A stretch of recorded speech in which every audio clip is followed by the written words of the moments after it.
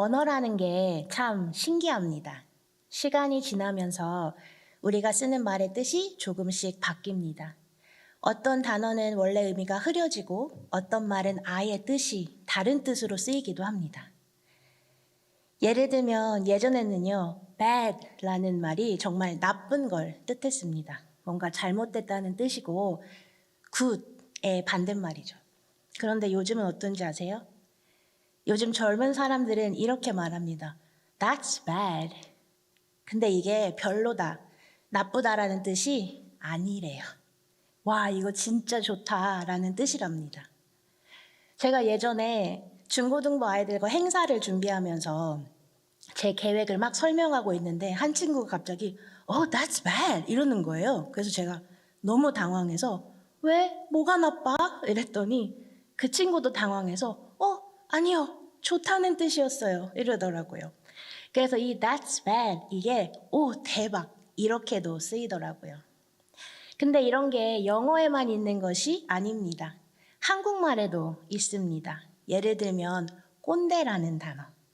요즘은 이 말이 부정적인 의미로 쓰입니다. 근데 원래 이 말이 그냥 어른이나 윗사람을 가리키는 표현에 가까웠다고 해요. 특별히 욕하는 말이라기보다 그냥 윗사람이다, 어른이다, 그 정도의 의미였죠. 근데 어느 순간 이 말이 나이에 상관없이 자기 생각만 옳다고 생각하고 남에게 그것을 강요하는 사람을 지칭하는 단어가 되어버렸죠. 이렇게 시간이 지나면서 사람들이 말을 쓰는 방식이 바뀌고 그 말에 담긴 의미도, 느낌도 바뀌어 버린 겁니다. 이런 변화에는 소셜미디어의 영향이 크게 있다고 저는 생각합니다. 소셜미디어가 우리가 말을 쓰는 방식과 또 그 말의 의미까지 바꾸어 놓고 있죠. 예를 들면 like라는 단어.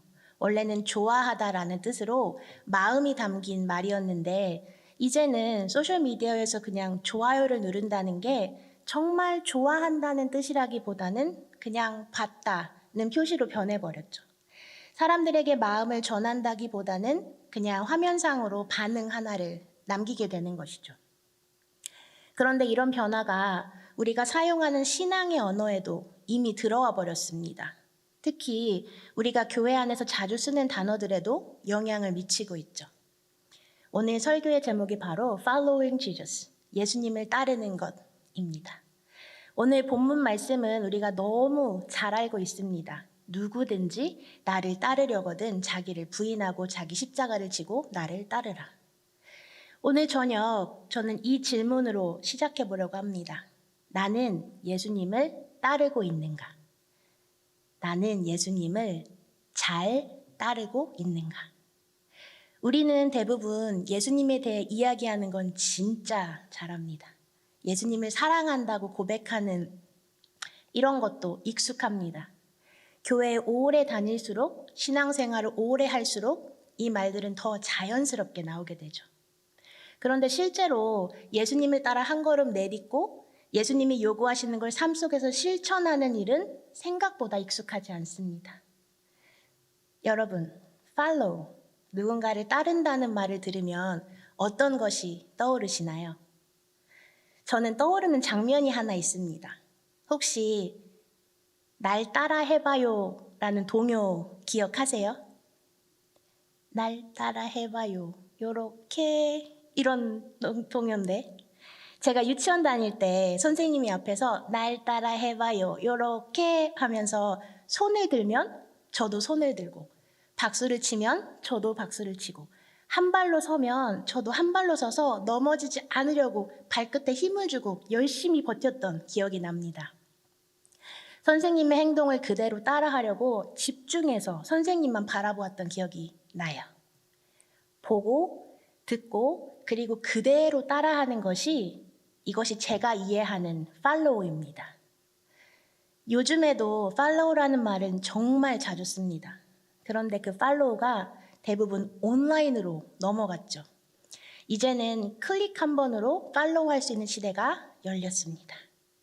여기 계신 분들도 페이스북이나 인스타그램, 유튜브 계정 하나씩은 가지고 계시잖아요. 그 안에서 누군가를 또 팔로우 하시잖아요. 그게 친구나 가족처럼 실제로 아는 사람일 때도 있지만 대부분은 한 번도 만나본 적 없는 연예인, 인플루언서 같은 사람들이죠. 그런데 우리는 이제 그들을 팔로우한다고 이야기합니다. 사실은 멀리서 바라보고 있는 건데도 말이죠. 저도 이 설교를 준비하면서 제 소셜미디어 계정을 봤더니 400개가 넘는 계정들을 팔로우하고 있더라고요. 그 중에는 친구들, 가족들도 있지만 대부분 제가 좋아하는 연예인, LA 맛집을 소개하는 계정까지 한 번도 본 적 없는 사람들의 계정이 더 많더라고요. 내가 언제 이렇게 많은 계정들을 팔로우하고 있었지? 생각해 보니까요. 금방금방 지나가는 짧은 영상들 속에서 많은 사람들이 이야기합니다. Follow me. 제 계정을 팔로우하세요. 보러 오세요. 구경 오세요. 이런 말에 혹해서 우리는 그 계정들을 팔로우하는 거죠. 그런데요, 여러분, 우리 예수님도 말씀하셨습니다. Follow me. 나를 따르라. 예수님의 Follow me는요, 요즘 우리가 수없이 듣는 구독, 좋아요 눌러주세요와는 차원이 다르죠. 그냥 클릭 한 번으로 팔로우할 수 있는 것이 아니라 이것은 같이 가자고 부르시는 초대입니다. 내가 가는 길로 너도 함께 오라는 부르심입니다. 진짜로 예수님을 따르는 삶을 의미합니다. 오늘 이 말씀을 통해 우리가 예수님을 바라보는 신앙에서 예수님을 따르는 신앙으로 다시 초대받기를 소망합니다. 그러면 이제 예수님을 따르는 것이 무엇인지 한번 살펴보았으면 합니다. 첫 번째로 예수님을 따르는 것은 삶의 한 부분이 아니라 삶 전체입니다. 사람들이 예수님께 가장 중요한 계명이 무엇인지 물었습니다. 그때 예수님은 마가복음에서 이렇게 대답하십니다. 예수께서 대답하시되 첫째는 이것이니 이스라엘아 들으라. 주 곧 우리 하나님은 유일한 주시라. 내 마음을 다하고 목숨을 다하고 뜻을 다하고 힘을 다하여 주 너의 하나님을 사랑하라 하신 것이요. 둘째는 이것이니 내 이웃을 내 자신과 같이 사랑하라 하신 것이라. 이보다 더 큰 계명은 없느니라.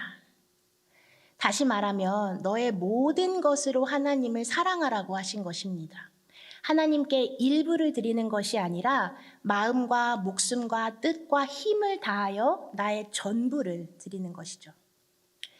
여러분, 파이 하나를 떠올려 보세요.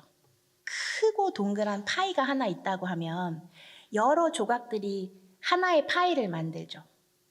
그 조각들이 우리 삶이라고 보면 그 안에는 자녀, 일, 건강, 가정, 취미들이 들어있죠. 또 무엇을 중요하게 여기느냐에 따라서 그 조각들의 크기도 조금씩은 다 다를 겁니다. 건강을 중요하게 생각하는 사람은 건강 조각의 크기가 가장 클 것이고 돈을 중요하게 생각하는 사람은 돈이나 물질의 부분이 가장 크게 나뉘어지겠죠. 그렇다면 여기서 좋은 그리스도인이 되려면요. 우리는 여기서 예수님을 잘 따르는 그리스도인이 되려면 신앙, 즉 믿음의 조각이 제일 커야 한다고 생각하기 쉽습니다. 물론 믿음의 조각이 커지는 것은 좋은 일이지만요. 그것이 우리의 목표는 아닙니다. 그 조각 하나가 커지는 데서 끝나지 않습니다. 예수님을 따른다는 것은 이 파이 안에 있는 한 조각이 되는 것이 아니라 이 모든 조각을 붙들고 있는 크러스트, 테두리가 되는 것입니다. 믿음은 우리 삶의 한 부분이 아니라 우리 삶의 모든 부분을 감싸고 모든 선택과 모든 관계를 지탱해주는 기준이 되어야 합니다. 우리는 종종 믿음을 주일의 영역으로 밀어놓고 살아갑니다. 예배가 끝나면 우리의 믿음도 함께 예배당 문 앞에 두고 나가거나 가장 좋은 옷과 가방을 꺼내 입고 교회에 왔다가 집에 돌아가서 옷장에 넣으면서 믿음도 함께 넣어두는 것처럼요.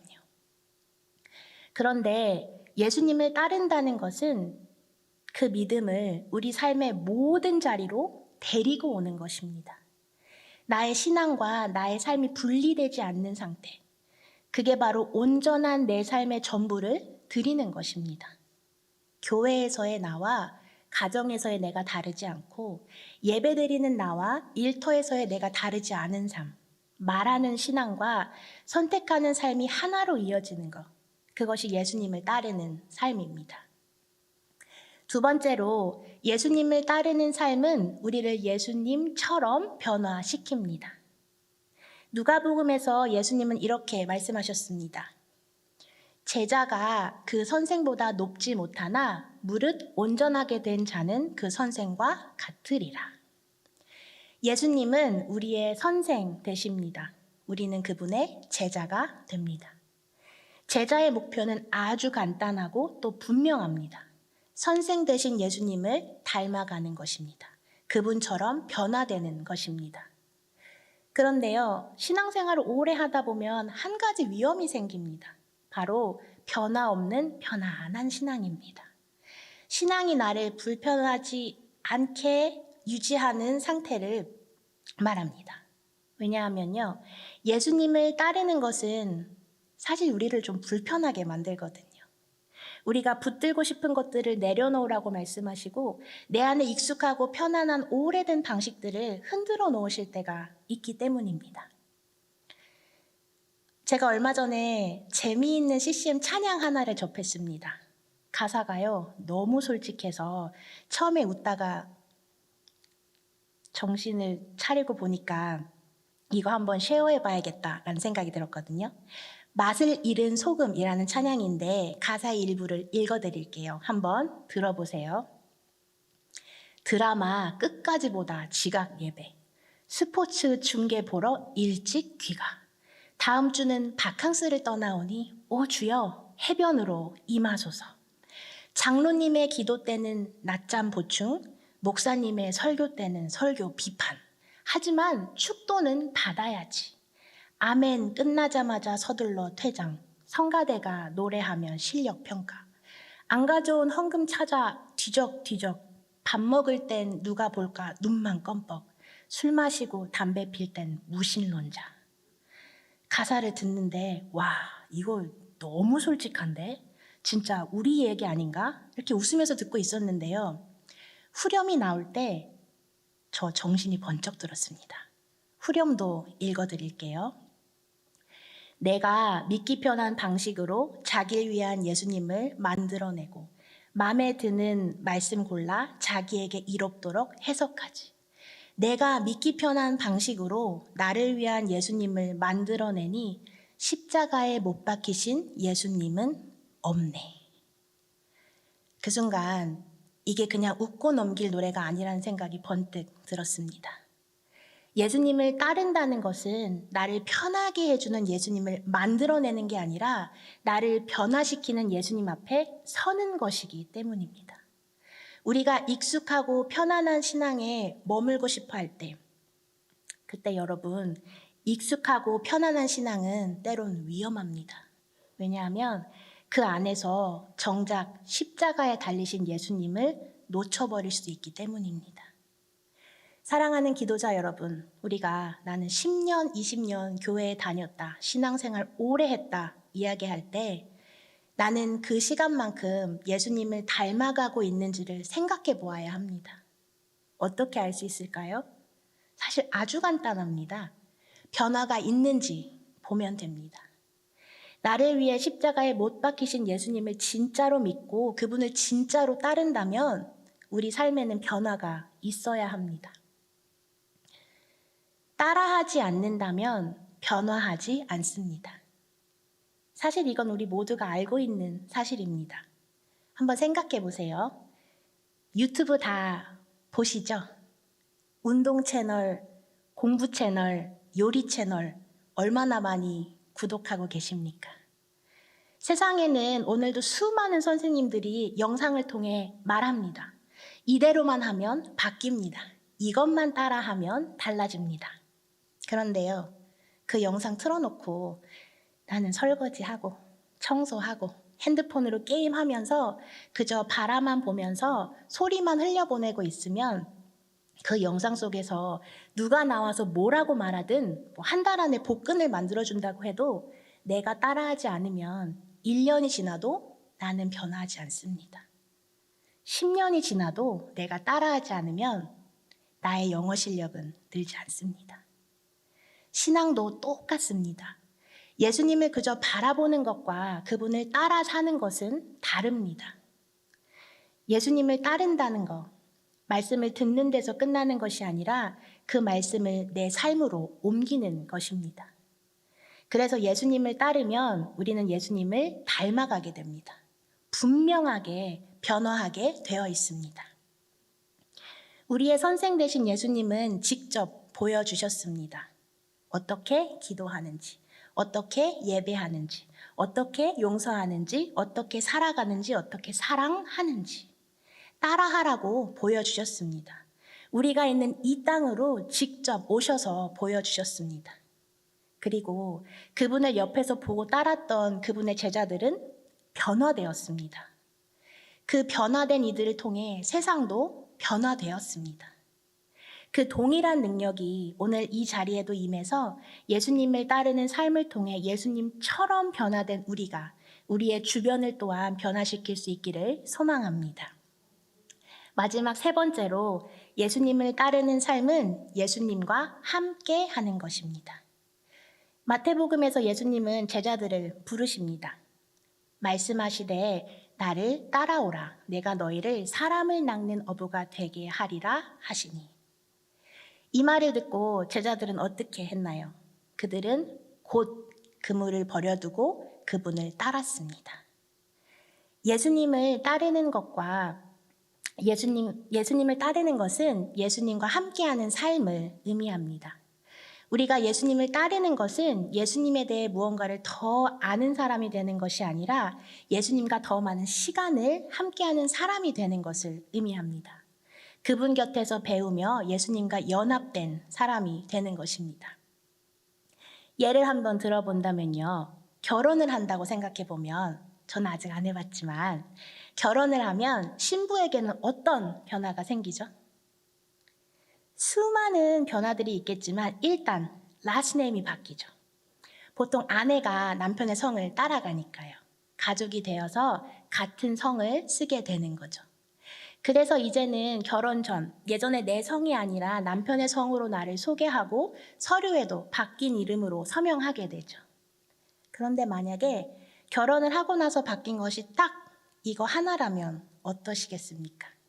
결혼은 했지만 함께 살지도 않고 밥도 함께 먹지 않고 기쁨과 고민을 나누지도 않고 중요한 일들을 서로 상의하지도 않고 중요한 결정들을 각자 하면서 삶의 중요한 순간들을 하나도 함께하지 않는다면 그것은 결혼의 가장 중요한 부분을 다 놓치고 있는 거죠.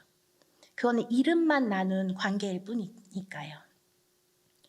그런데요, 어쩌면 지금 이 메시지를 듣는 우리 가운데도 예수님을 따른다고 말은 하지만 정작 바뀐 것은 나는 이제 크리스천이다 라는 이름뿐인 사람이 있을지도 모르겠습니다.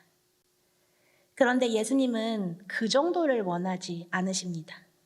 제가 생각할 때, 상상할 때 결혼의 가장 좋은 부분은 예쁜 드레스나 케이크, 멋진 애프터 파티가 아니라 평생을 사랑하는 사람과 함께 사는 것이 아닐까 싶습니다. 이제는 매번 데이트 끝나고 서로의 집 앞에서 잘 가, 잘 자, 아쉬우니까 우리 꿈속에서 만나 하면서 아쉬운 이별을 더 이상 하지 않아도 되니까요. 하루를 마치고 돌아오면 이제 같은 공간에서 쉬다가 같이 잠이 들고 또 다음 날도 함께 눈을 뜨고 함께 하루를 시작하는 거. 기쁜 일도 힘든 일도 또 때로는 별거 아닌 작고 사소한 일들까지도 함께 나누는 것 말입니다. 마찬가지로 예수님을 따르는 것은 일주일에 한 번, 주일에만 그분을 만나는 것이 아니라 나의 삶의 모든 순간에 그분과 함께하는 것입니다. 결혼할 때 주례 선생님이 묻잖아요. 드라마에서 많이 봤는데 검은 머리가 팥뿌리가 될 때까지 서로 사랑하시겠습니까? 이 질문에 그때 다들 큰 소리로 네 하고 대답하셨죠? 하셨잖아요. 그쵸? 이렇듯 우리가 예수님을 따르기로 네 라고 말하는 그 순간 우리는 예수님과 영원을 함께하게 됩니다. 왜냐하면 우리에게는 그분과 함께할 영원한 곳이 예비되어 있기 때문입니다. 기도할 때만, 필요할 때만 그분을 찾는 것이 아니라 어떤 결정을 할 때도, 말을 할 때도, 화를 낼 때도 나도 모르게 누군가를 판단하려는 순간에도 그분을 찾는 겁니다. 매 순간 의식적으로 예수님을 기억하고 그분을 따르려고 우리는 노력해야 합니다. 이거는 제가 저희 중고등부 아이들에게 해주는 이야기인데요. 매 순간 선택의 순간이 올 때, 그런데 헷갈릴 때 얘들아, 네 글자를 떠올려라. WWJD. 뭐의 약자일까요? 맞아요. 바로 What would Jesus do? 예수님이라면 어떻게 하셨을까? 입니다. 사랑하는 기도자 여러분, 치열한 삶의 현장에서 예수님을 따른다는 거, 그분과 늘 동행한다는 거 쉽지 않습니다. 그럴 때 매 순간 이 네 글자가 여러분에게 도움이 되기를 소망합니다. 예수님이라면 어떻게 하셨을까? 가정에서, 일터에서, 삶의 모든 관계 속에서 이 질문을 잊지 않고 매일매일의 삶 모든 순간에 예수님과 함께 하시기를 소망합니다. 이제 제가 어릴 적 들었던 어느 목사님의 간증을 나누며 오늘 말씀을 마무리하려고 합니다. 어느 날 한 목사님이 하나님께 너무 서운한 마음이 들었다고 해요. 정확한 이유는 잘 기억나지 않지만 아마도 진행하던 사역에 조금 문제가 생겼던 것 같습니다. 그래서 너무 답답하고 짜증나는데 일단 하나님께 서운하니까 마음이 불편해서 설교 준비도 안 되고 당연히 성경도 눈에 안 들어오고 사무실에 계속 앉아있기가 싫으셔서 기도실로 가셨답니다. 근데 당연히 기도 안 나오죠. 그래서 그냥 하나님 앞에 앉으셨답니다. 하나님 보세요. 나 이렇게 삐졌어요. 이런 마음으로요. 기도도 안 하고 그냥 멀뚱멀뚱 속으로 짜증을 식히고 있는데 근처에서 권사님 한 분이 조용히 기도를 하고 계시더래요. 처음에는 무슨 기도를 저렇게 오래 하시나 궁금한 마음에 귀를 기울이셨대요. 다른 사람들은 어떻게 기도하는지 우리도 궁금하잖아요. 근데 권사님의 기도 한마디에 깜짝 놀라셨답니다. 권사님이 이렇게 기도하셨대요. 시퍼렇게 살아계신 하나님. 그 한마디를 듣는 순간 눈이 번쩍 뜨이셨답니다. 맞다. 우리 하나님 시퍼렇게 살아계신 하나님이셨지. 그 자리에서 바로 하나님한테 잘못했다고 고백하고 회개하고 다시 마음을 추스려서 사역의 자리로 돌아가셨다고 합니다. 우리는 종종 잊고 살아갑니다. 하나님은 사랑의 하나님이시고 자비의 하나님이시지만 동시에 정말로 시퍼렇게 살아계신 하나님이시라는 사실을요. 이 표현 참 대단하지 않습니까? 저는 한국말이 이래서 참 놀랍다고 생각합니다. 살아계신 하나님 앞에 시퍼렇게 라는 말 하나만 붙였을 뿐인데 느낌이 확 살아납니다. 눈이 번쩍 뜨입니다. 그냥 멀리 계신 분이 아니라 지금도 이 순간에도 우리 삶을 보고 살아계신 하나님. 그래서 저는요, 마음이 흔들릴 때, 신앙이 흐릿해질 때, 지금이 편안해서 안주하고 싶어지거나 내 마음대로 살고 싶어지면서 또 내 안에 내가 스물스물 올라올 때 이 말을 스스로에게 꺼내면서 다시 마음을 다잡습니다. 시퍼렇게 살아계신 하나님. 오늘 이 자리에 모인 우리도 그렇게 해보면 좋겠습니다. 흔들릴 때마다, 편안함만 붙들고 싶어질 때마다 나 자신에게 다시 알려주는 거예요. 시퍼렇게 살아계신 하나님이 지금도 나를 보고 계신다. 사랑하는 기도자 여러분, 예수님을 따른다는 거 정말 쉬운 일이 아닙니다. 자기를 부인하고 자기 십자가를 지는 거. 예수님이 오늘 본문에서 말씀하신 십자가는 비유적인 말이기 이전에 실제로 십자가였습니다. 예수님이 직접 지신 그 십자가 말입니다. 예수님은 우리에게 미리 말씀해 주신 겁니다. 나를 따르는 길은 대가를 치르는 길이다. 쉽지 않은 길이다. 내 욕심, 내 계획, 내 방식 그거 내려놓고 그분의 길을 선택하는 거. 용서하는 거, 사랑하는 거, 절제하는 거 솔직히 쉽습니까? 절대 아니죠. 바쁘고 정신없는 삶 속에서 그냥 하루하루도 버거운데 예수님을 따라 살아야 한다는 게 솔직히 더 부담스럽게 느껴질 때도 있습니다. 그런데요, 그럼에도 불구하고 우리가 이 길을 가는 이유는 이 길이 가치가 있기 때문입니다. 우리는 반드시 기억해야 합니다.